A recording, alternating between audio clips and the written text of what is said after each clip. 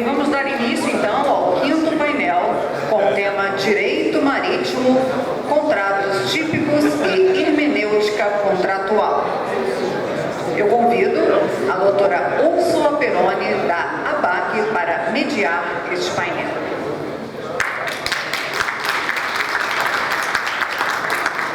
E eu gostaria também de agradecer a presença da juíza de direito do TJ-RJ, a doutora Maria da Penha Mauro.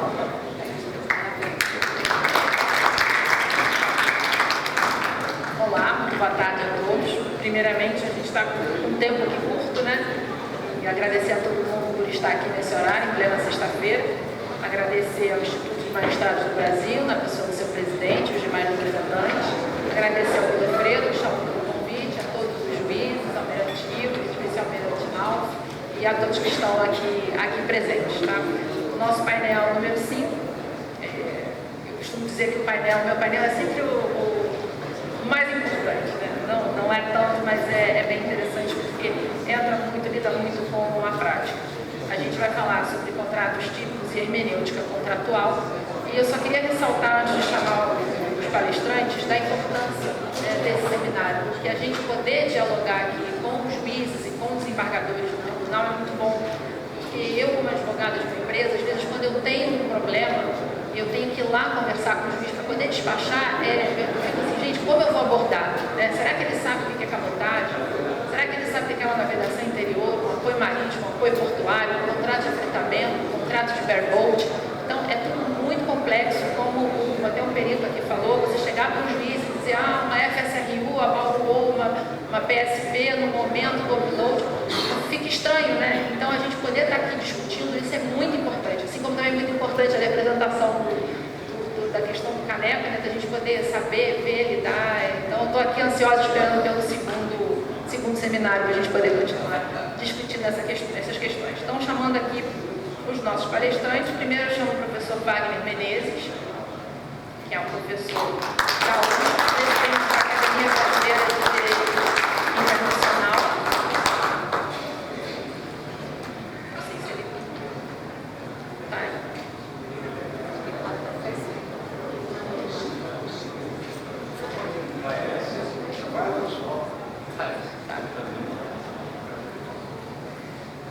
O professor Wagner Menezes vai falar sobre a autonomia epistemológica do direito marítimo no sistema jurídico brasileiro. Depois, nosso segundo palestrante vai ser o Dr. Pedro João Neto. Vai discorrer sobre usos e costumes, regime de alocação de risco, vai falar especificamente sobre a cláusula knock for knock nos contratos de afretamento. Aí você imagina chegar no juiz e falar, olha, eu vim aqui despachar com o senhor sobre uma cláusula knock for knock no contrato de afretamento. É complicado, né? E em terceiro, chamo o Dr. Godofredo Mendes Viana, que vai falar sobre limitação de responsabilidade sobre decisão direta e aplicada. Então, iniciando os nossos trabalhos, dou a palavra para o professor Wagner Menezes. Só uma coisa, não temos mais 15 minutos para cada um, tá? São 10 minutos. Se é bom, se é assim.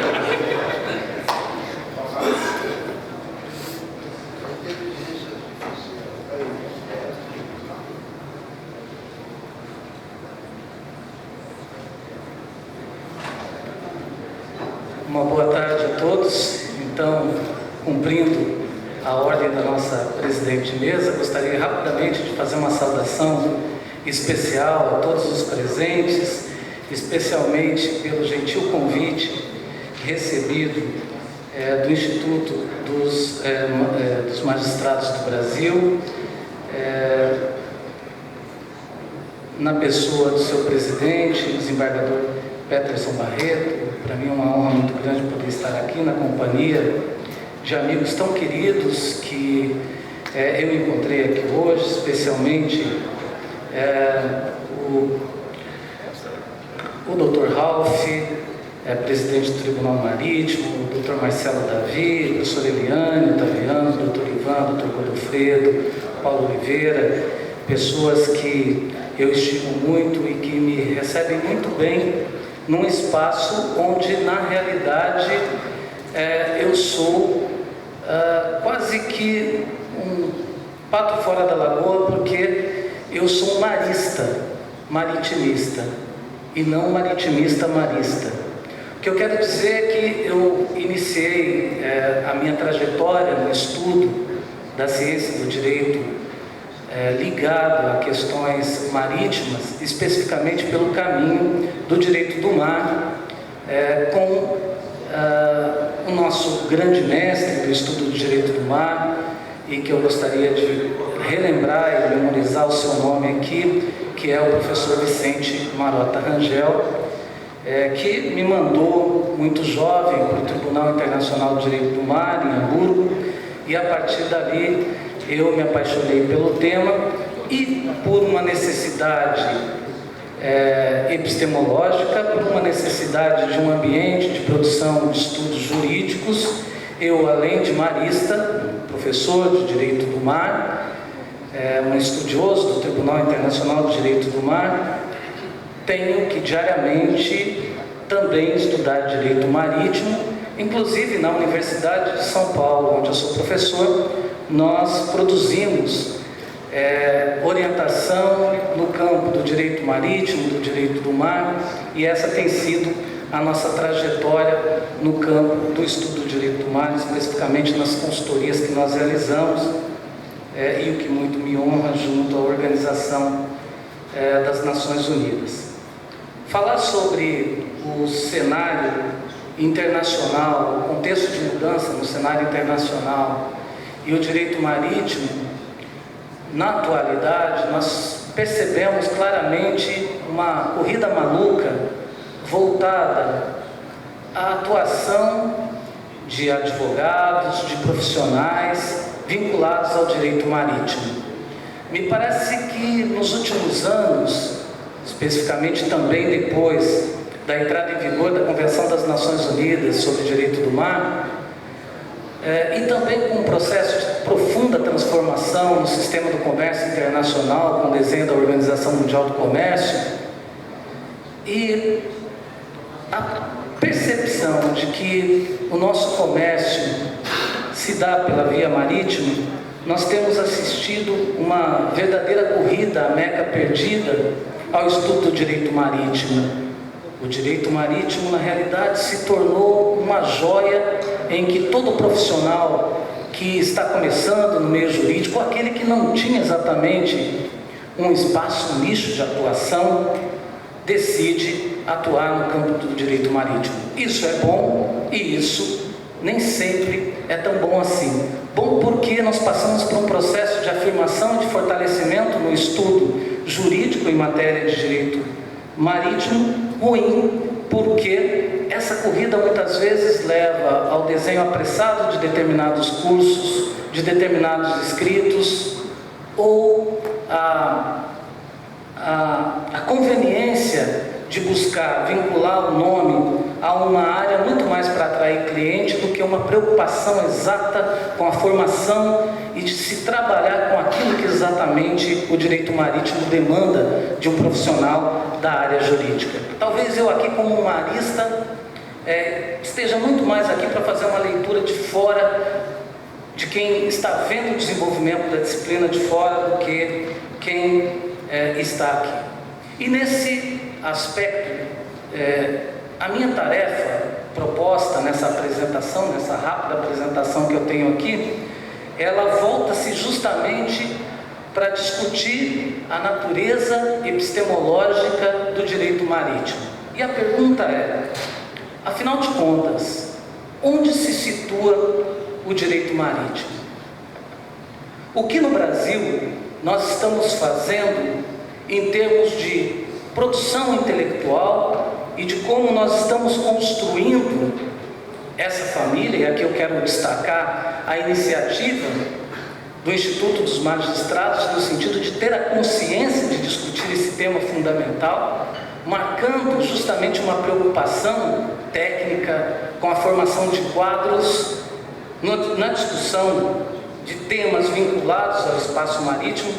Mas afinal de contas, o que exatamente nós estamos fazendo com o direito marítimo no nosso país?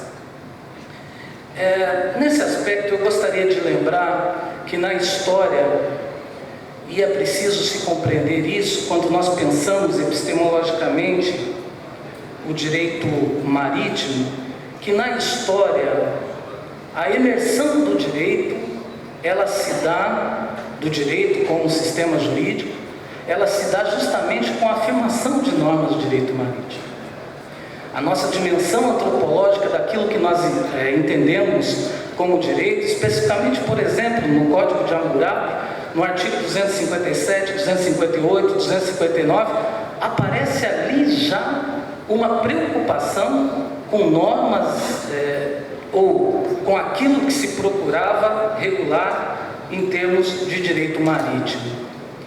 E especificamente as histórias da sociedade, a história da sociedade brasileira, desde o momento em que a nossa sociedade se organiza no quadro de um sistema constitucional e que o Brasil se torna independente, desde muito antes já nós tínhamos uma preocupação marítima. A nossa história está vinculada com o processo de afirmação histórica no quadro do direito marítimo. Desde o século XVIII nós possuímos regras vinculadas ao direito marítimo e o nosso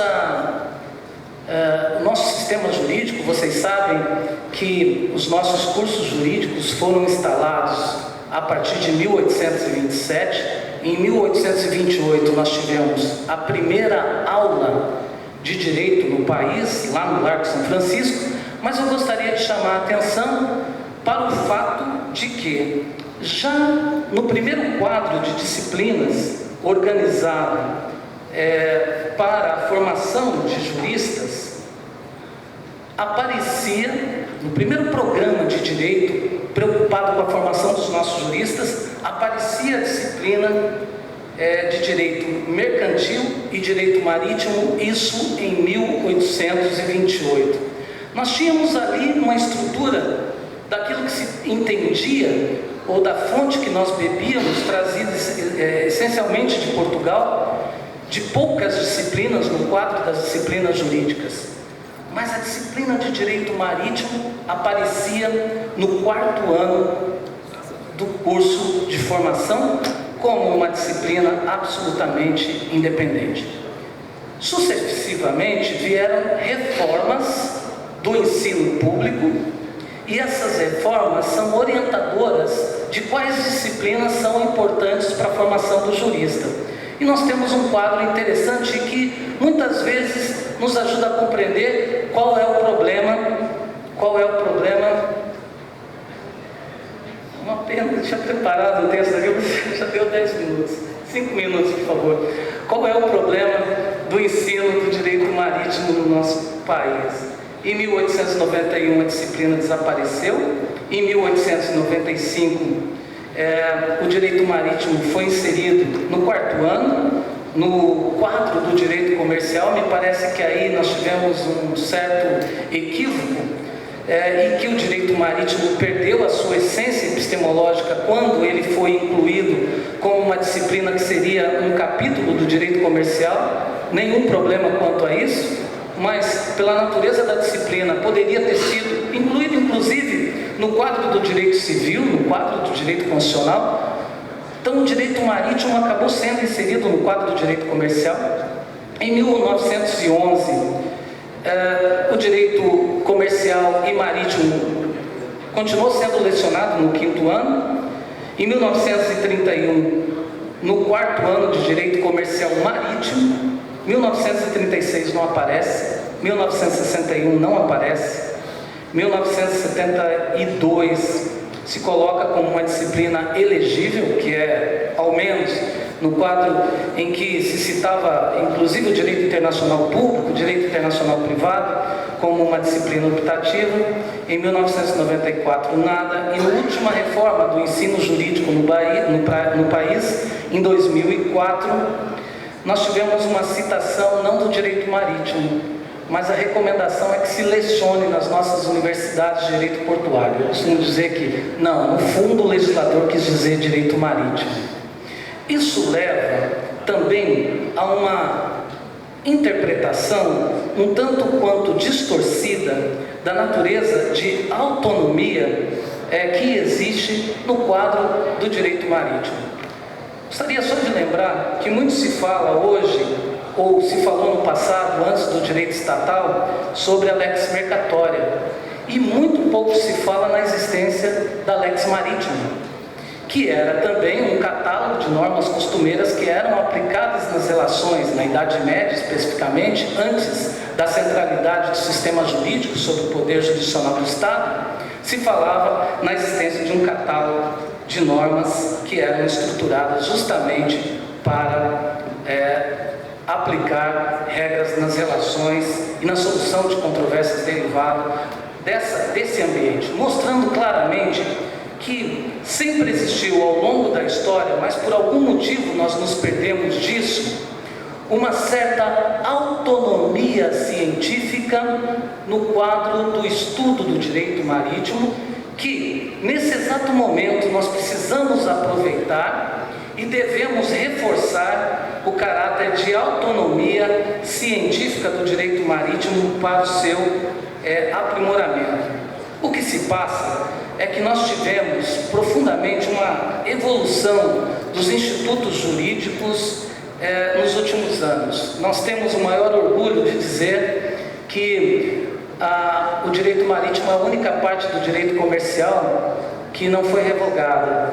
Eu gostaria de chamar a atenção disso porque é uma afirmação importante, porque mostra a importância do direito marítimo, mas também, de certa forma, preocupante. Por quê? Porque nos últimos 70 anos nós tivemos uma transformação profunda na estrutura interpretativa do direito. Inclusive, os institutos que estão lá e que ainda nós continuamos estudando com umas linhas mestras do direito marítimo, muitos deles foram modificados e foram reinterpretados.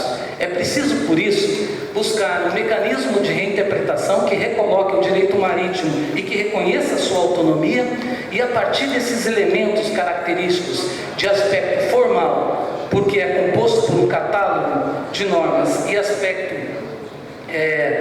sistêmico, porque é composto por um conjunto de elementos caracterizadores, conceituais, fontes, princípios e objetos, sujeitos que o diferenciam de outros ramos jurídicos, é preciso um resgate, especificamente no Brasil, da sua autonomia epistemológica e científica.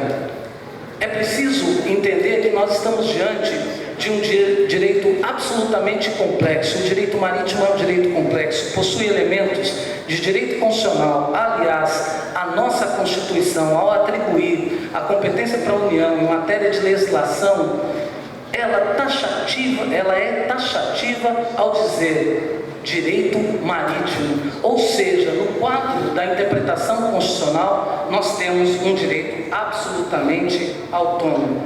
Bem, o que nós precisamos fazer? Ter a consciência desses diferentes elementos. Eu quero aqui fazer uma rápida crítica, uma rápida observação, já estou terminando, peço perdão. Eu peço que interpretem isso muito mais com um carinho, um respeito pelo público e o convite que eu recebi. Eu preparei aqui uma exposição, estou tendo que correr. Então, eu queria chamar a atenção justamente para a mudança de estrutura na interpretação de disciplinas que dialogam com o estudo do direito marítimo, mas que elas não são mais as mesmas nos últimos 70 anos. Vejam, nós não podemos nos orgulhar exatamente da estrutura de um direito que não foi modificado desde a década de 50. Óbvio que ali tem o seu conteúdo acumulado, a sua importância histórica, a sua dimensão conceitual, mas nós precisamos entender e ter a humildade que nos últimos 50 anos, depois da edição da nossa lei marítima, foram criadas instituições internacionais. A IMO passou a influenciar crescentemente na deliberação em institutos de mecanismos. Nós tivemos uma modificação e temos uma modificação na interpretação do direito internacional público, no direito internacional privado. Essas disciplinas, elas hoje são permeadas por um novo contexto de aplicação, não mais apenas de tratados, mas por resoluções de organismos internacionais. Temos outros sujeitos como autoridade, temos um documento internacional importante que marca um redimensionamento dos espaços de jurisdição internacional.